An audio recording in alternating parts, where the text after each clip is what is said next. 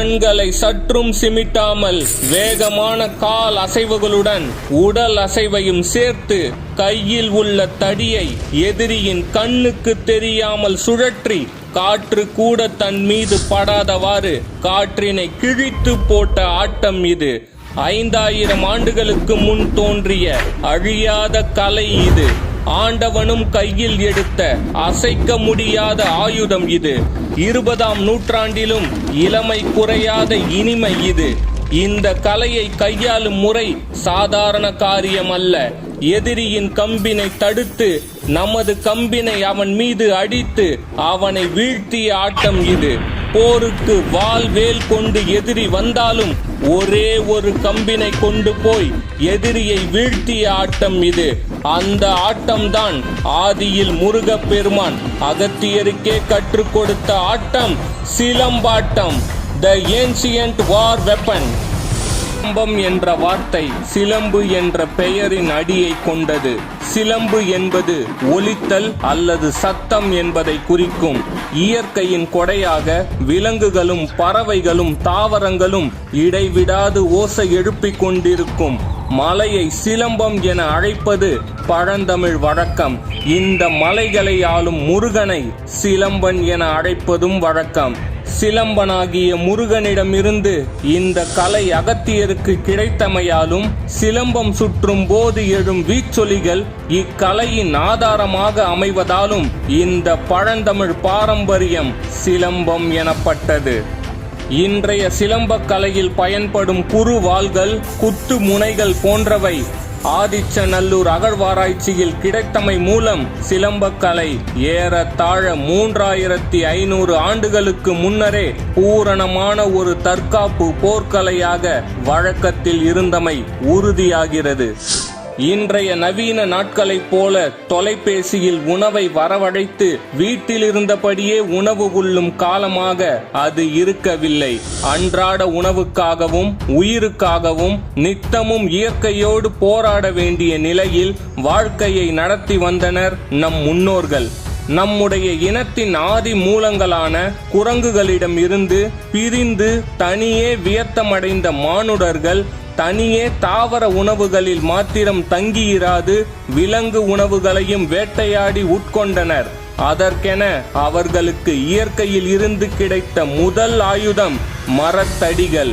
வலுவான மரத்தடிகளால் விலங்குகளை அடித்தும் கூரிய மரக்கொம்புகளால் விலங்குகளை குத்தியும் வேட்டையாடி வந்த ஆதி மனிதனின் இவ்வேட்டை முறை வேறு உயிரினங்களிடம் இருந்து தம்மை பாதுகாத்துக் கொள்ளும் தற்காப்பு கலையாகவும் விருத்தியடைய ஆரம்பித்தது. பழங்கற்காலம் மெல்ல முடிவுக்கு வந்த தருவாயில் உலோக ஆயுதங்கள் புழக்கத்தில் வந்தன. இந்த புதிய கற்காலத்தில் வேட்டைக்கு பயன்பட்ட சிறிய கூர்முனை கத்திகளும் கோடாரிகளும் முன்பை போன்ற தற்காப்புக்கும் பயன்பட்டன. இயற்கையின் கடினமான போக்குகளை வெற்றி கொள்வதற்கு அடிப்படையாய் பயன்பட்ட இந்த உத்திகளே காலப்போக்கில் தமிழர் பாரம்பரியமான சிலம்பக்கலைக்கு ஆதாரமாகியது. இந்த சிலம்பக்கலை காலப்போக்கில் இயற்கையோடும் ஒன்றியது. கம்பு வீசும் திறன், காலடி அசைவு, வேகம், இது மூன்றுமே சிலம்பத்தின் அடிப்படை திறன்கள். இயற்கையின் சவால்களை எதிர்கொள்ள உருவான இந்த கலையின் அடிப்படைகள் பலதும் அதே இயற்கையின் சாரமாக உண்டானவையே. கடற்கரையில் ஓடும் நண்டுகளிடம் இருந்து திசைகளையும், யானையின் துதிக்கையில் இருந்து சிலம்பத்தின் வீச்சு வகைகளையும், கழுகிடம் இருந்து பிடி முறைகளையும், கரடியிடம் இருந்து தொடுதல் முறைகளையும், உந்திப்பாய்தல் என்ற பாய்ச்சல் முறைகளை, குதிரைகளிடமிருந்தும் பாம்புகளிடம் இருந்து வேகத்தையும் முறைப்பட தேர்ந்தெடுத்தே சிலம்பத்தின் திறன்கள் வடிவமைக்கப்பட்டுள்ளதாக சிலம்ப ஆசிரியர்கள் கூறுவது வழக்கம். சிலம்பம் போர்க்கலையாக மட்டுமில்லாது நல்ல உடல் பயிற்சியாகவும் ஒழுக்க முறையாகவும் பயிலப்பட்டு வந்தது. 15ஆம் நூற்றாண்டில் உருவான சித்தர் பாடல்கள் தொகுப்பான பதார்த்த குண சிந்தாமணி என்ற நூலில் உள்ள பாடலில் சிலம்ப பயிற்சியால் வாதம், பித்தம், கபம் ஆகியன சீராகும் என்கிறது. நரம்பு சீராக்கம், தசை இழக்கம், மூச்சு கட்டுப்பாடு, கை கால்களில் ஒன்றிணைந்த செயற்பாடு, ஒன்றிணைந்த மூளை செயற்பாடு என பல நன்மைகளை தரவல்ல இந்த சிலம்பக்கலை என்கிறது. மூவேந்தர் காலத்தில் களரிப்பயட்டு போன்றே சிலம்ப பயிற்சியும் அனைத்து வீரர்களுக்கும் வழங்கப்பட்டு வந்துள்ளது. இதற்கு சான்றாக தமிழ் இலக்கிய வரலாற்றின் ஆரம்ப காப்பியமான சிலப்பதிகாரத்தில் சிலம்பத்துக்கான ஆயுதங்கள் விற்கும் கடைகள் பற்றியும், அங்கு விரும்பி வந்து பொருட்களை வாங்கி செல்லும் வெளிநாட்டவர்களின் பற்றியும் குறிப்புகள் உள்ளன. அது மட்டுமல்லாது திருக்குறள், திருவிளையாடல் புராணம் ஆகிய தமிழ் நூல்களில் கோல் முதலிய பெயர்கள் மூலமாக சிலம்பம் குறிப்பிடப்படுகிறது. சோழர் காலத்து இலக்கிய வரிசையில் ஒன்றான கலிங்கத்து பரணியிலும் சிலம்பம் பற்றிய குறிப்புகள் உள்ளன. முதலாம் குலோத்துங்க சோழரின் கலிங்கத்து வெற்றியை பாடும் இந்நூலில் வீசு தண்டிடை கூர்மழு ஒக்குமே என்ற பாடல் வரிசை சிலம்பம் வீசுதலை கூறுகிறது. மூவேந்தராட்சி தென்னகத்தில் முடிவுக்கு வந்ததன் பின்னர் சிலம்பத்தின் பிரபல்யம் சரிவடைய ஆரம்பித்தது.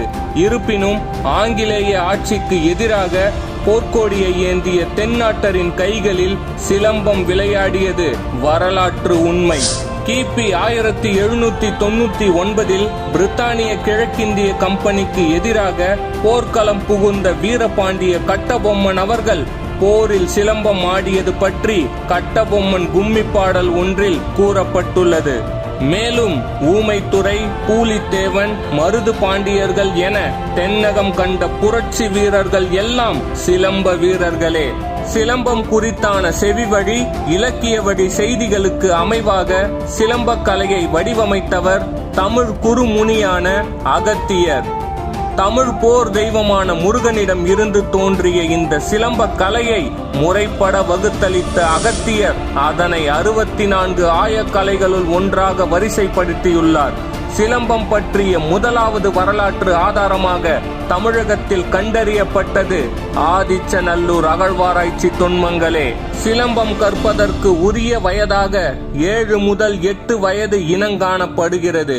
சுமார் 15 வயதாகும் வரை குருவின் கண்காணிப்பில் நடத்தப்படும் பயிற்சிகளுக்கு பின்பு சுமார் 5 வருடங்கள் தனிப்பட்ட ரீதியில் எடுத்துக்கொள்ளும் பயிற்சிகள் நேர்த்தியான சிலம்ப பிரயோகத்தை பெற்றுத்தரும். சிலம்ப பயிற்சி மெய்ப்பாடம், உடற்கட்டு, மூச்சு பயிற்சி, குத்து வரிசை, தட்டு வரிசை, அடி வரிசை, பிடி வரிசை, சிலம்பாட்டம், வர்மம் ஆகிய பகுதிகளை உள்ளடக்கியதுதான் இந்த சிலம்பாட்டம். இந்த சிலம்பாட்டம் நெடுங்காலமாக தமிழகத்தில் பயிலப்பட்டு வந்தமையால் ஒவ்வொரு பிரதேசமும் தமக்கே உரிய சில பிரத்யேக சிலம்ப முறைகளை கொண்டுள்ளது. ஊர்காட்டு ஜமீனின் சுக்குதேவர் வரிசை, பிராமண குலத்தாரின் ஐயங்கார் வரிசை, சொக்கம்பட்டி ஜமீனின் ஆரிய மல்லு, சேத்தூர் ஜமீன் செல்வப்பாண்டிய தேவரின் வரிசை, ராமநாதபுரத்தின் அலங்கார சிலம்பம், சிவகங்கை மாவட்டத்தின் முரட்டு சிலம்பம், 8 ஜான் நீளமுள்ள கம்புகளை கொண்டு ஆடப்படும் சொட்டப்படி சிலம்பம், 16 தடவைகள் தட்டி கொள்ளும் சில்லடி சிலம்பம் என பிரதேச மற்றும் இன ரீதியான தனித்துவத்தை சிலம்பத்தில் காணலாம். களரி பயட்டு போலவே சிலம்பமும் ஆங்கிலேய அரசுக்கு எதிராக பயன்படுத்துவதை தவிர்க்க எண்ணிய பிரித்தானிய அரசு சிலம்பம் பயில்வதற்கும் பல கெடுபிடிகளை விதித்தது. இதனால் சிலம்பத்தின் பால் மக்களுக்கு இருந்த அறிவும் மதிப்பும் குறைந்து சென்றது. கோயில் விழாக்களில் கூத்து பொருளாக முடங்கி போனது சிலம்பக்கலை. சுதந்திர காற்றை சுவாசிக்க தொடங்கிய பின்னரே மீண்டும் தமிழகத்தில் சிலம்பக்கலைக்கு புத்துயிர் கிட்டியது. பல காலம் கேட்பாரற்று இருந்தமையால் சிலம்பம் தன்னுடைய சில பழைய நுட்பங்களை இழந்திருந்தாலும் கூட பிற்காலத்தில் உருவான பல தன்னார்வம் மிக்கவர்களால் தற்போது பேணப்பட்டு வருகிறது. பொதுவான தமிழ் கலையாக இனங்காணும் நேரத்திலும் தென் தமிழ் மாவட்டங்களான கன்னியாகுமரி, திருநெல்வேலி, ராமநாதபுரம், தூத்துக்குடி, மதுரை ஆகிய இடங்களிலேயே சிலம்பத்துக்கான கிராக்கியும் மதிப்பும் அதிகமாக காணப்படுகிறது. தமிழக அரசு இக்கலையை பாதுகாக்கும் எண்ணத்தில் தற்போது பாடசாலை விளையாட்டுகளில் ஒன்றாக சிலம்பத்தை அறிவித்துள்ளது. மேலும் மாவட்ட, மாநில ரீதியில் பல்வேறு போட்டிகளை நடத்தியும் வருகிறது. தமிழ்நாடு மட்டுமன்றி இன்று கேரளா, இலங்கை, மலேசியா, சிங்கப்பூர் என தமிழர் செறிவு அதிகமாக உள்ள பல இடங்களில் சிலம்பம் பயிற்றுவிக்கப்படுகிறது. இன்றைய நாளில் ஆண் பெண் பேதமின்றி இரு பாலரும் ஆர்வமுடன் கற்கும் கலையாக மாறி வரும் ஆதி தமிழரின் சிலம்பம் மீண்டும் தலை ஓங்கும் என்பதில் சந்தேகமே இல்லை. சரி, இப்ப நாம கன்க்ளூஷன் வரலாம். இந்த காணொளியில் நாம் சிலம்பாட்டத்தின் வரலாற்றையும் சிலம்பாட்டத்தின் சிறப்பையும் விரிவாக பார்த்தோம். இந்த வீடியோவை பார்த்துட்டு நாம எல்லோருமே சிலம்பம் கத்துக்க போறோமான்னு கேட்டா கண்டிப்பா பண்ண மாட்டோம்.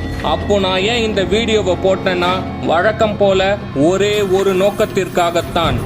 ஒரே ஒரு நபர் இந்த காணொளியால் என்றோ ஒரு நாள் சிலம்பம் கற்று உடல் நலத்துடனும் புத்துணர்ச்சியுடனும் நெடுநாள் வாழ்ந்தால் அதுவே எங்களின் வெற்றிதான். அந்த ஒரு நபர் யார் என்பது நம் கையில்தான் உள்ளது. கராத்தே, குங்ஃபு என கிழக்கேத்திய தற்காப்பு கலைகளை வியந்து பார்க்கும் நம்மவர்கள் தம்மிடையே தோன்றி தூர தேசங்கள் எல்லாவற்றையும் கவர்ந்த தற்காப்பு கலைகளை பற்றி கண்டு கொள்ளாமல் இருப்பது நிகழ்காலத்தின் அவலம். போர்க்களங்களில் தாய் நாட்டை அந்நியர்களிடமிருந்து பாதுகாத்த வீர மறவர்களின் கலை இன்று கோயில் திருவிழாக்களில் கண்டுகளிக்கும் ஒரு கண்காட்சியாக மாறிப்போன வரலாற்றை எண்ணும் போது மனம் சற்றே வலிக்கிறது.